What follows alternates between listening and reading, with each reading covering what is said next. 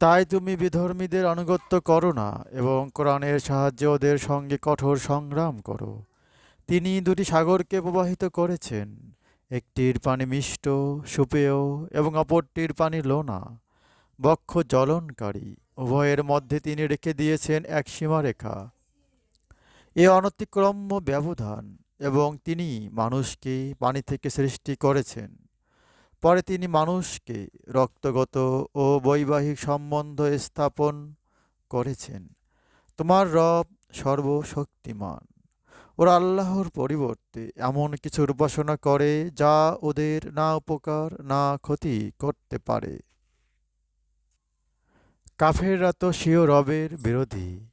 আমি তো তোমাকে কেবল সুসংবাদদাতা ও সতর্ককারী রূপেই পাঠিয়েছি।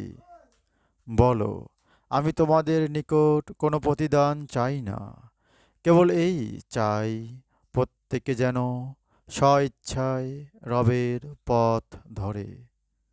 তুমি তার উপর নির্ভর করো, যিনি চিরঞ্জীব, যার মৃত্যু নেই, এবং তার প্রশংসা পবিত্রতার সাথে ঘোষণা করো। তিনি তার দাসদের পাপসমূহ জ্ঞাত। তিনি আকাশমণ্ডলী, পৃথিবী ও ওদের মধ্যবর্তী সব কিছু 6 দিনে সৃষ্টি করেন। অতঃপর তিনি আরশে সমাসীন হন। তিনি দয়াময়। তার সম্বন্ধে যে অবগত আছে তাকে জিজ্ঞাসা করে দেখো। যখন বলা হয় দয়াময়কে সিজদা করো, তখন বলে, দয়াময় আবার কে?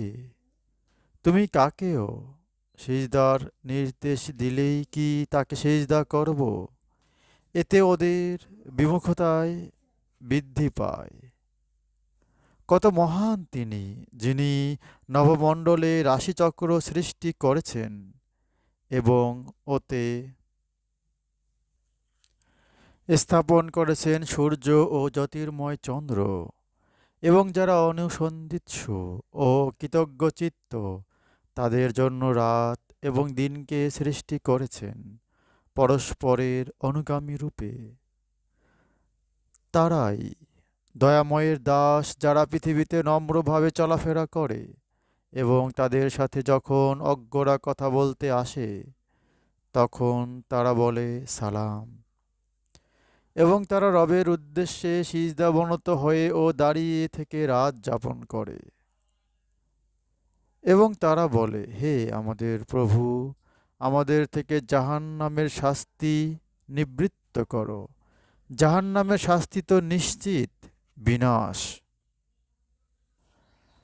আশ্রয়স্থল ও বসবাস হিসেবে তা কত নিকৃষ্ট। এবং যখন তারা ব্যয় করে, তখন তারা অমিত ব্যয় করে না, কার্পণ্য করে না, বরং তারা মধ্যবর্তী পন্থা অবলম্বন করে। এবং তারা আল্লাহর সঙ্গে কোনো উপাস্যকে অংশী করে না। আল্লাহ যাকে যথার্থ কারণ ব্যতিরেকে হত্যা নিষেধ করেছেন, তাকে হত্যা করে না এবং ব্যভিচার করে না। যারা এগুলি করে তারা শাস্তি ভোগ করবে। কেয়ামতের দিন ওদের শাস্তি বর্ধিত হবে এবং সেখানে তারা হীন অবস্থায় স্থায়ী হবে। তারা নয়, যারা তওবা করে, বিশ্বাস করে ও সৎ কাজ করে।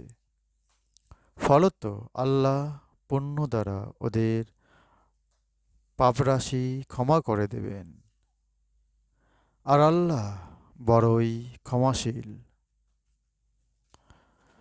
পরম দয়ালু।